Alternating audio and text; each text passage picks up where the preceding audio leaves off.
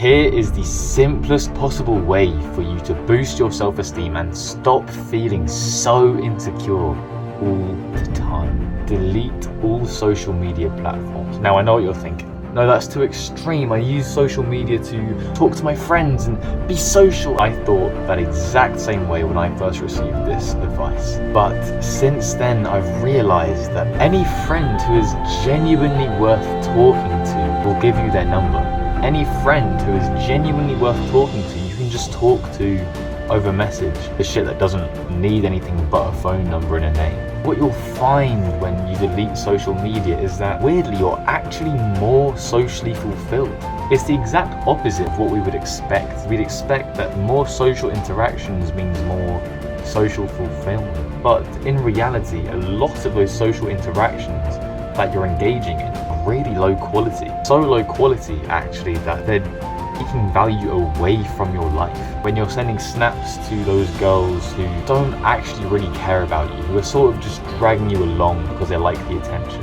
When you're sending snaps to those guys who you're not actually that close to, those guys that you don't really talk to in real life. These low quality social interactions actually take social fulfillment away from your life, which is very counterintuitive, I know. Social media makes it so much easier for people online to manipulate the way that their lives look. These people who are in the top 1% who are living lives that are objectively better than us, who are more attractive than us, who are richer than us, who are happier than us, and the people around us, they can choose exactly how they want to present themselves online. And I can guarantee you 99 times out of 100, how someone presents themselves online is actually completely different to how their life is in reality. We're given this perception that our lives are particularly shit because we naturally compare ourselves to these people, right? Especially the people around us. We get this impression that our lives are awful, that we're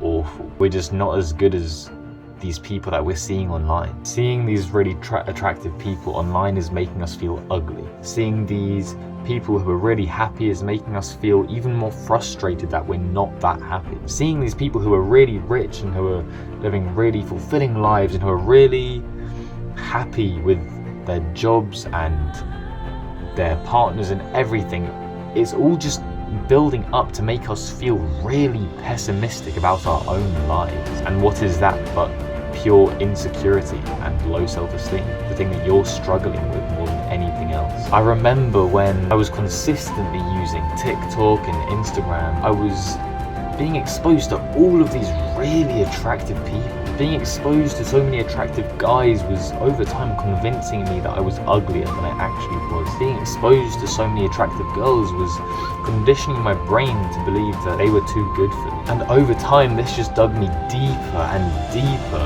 into this really dark hole of having awful mental health. I was so insecure. I had zero self-esteem, I had zero confidence. It feels awful. Something that I'm sure you can relate to. Now, since I received this advice, I've become a lot more confident. I've grown my self-esteem a lot. I've got a lot better mental health. My social interactions are more fulfilling. I'm a lot less insecure. I'm hoping that at this point I've finally convinced you of the importance of deleting social media. Assuming that I have, because you're a very intelligent individual, what is a mind-numbingly simple protocol that we can all follow to phase out the use of social media in our lives? Number 1, make a list of all of those people who you talk to on social media who you feel like talking to them genuinely adds value to your life. Talking to them genuinely makes you happier, and you're not just doing it so that you don't feel lonely and you don't feel socially inept. Number 2 is send all of those people a message saying that you're deleting social media and you want their number so you can continue to speak to them. Anyone who refuses to give you their number,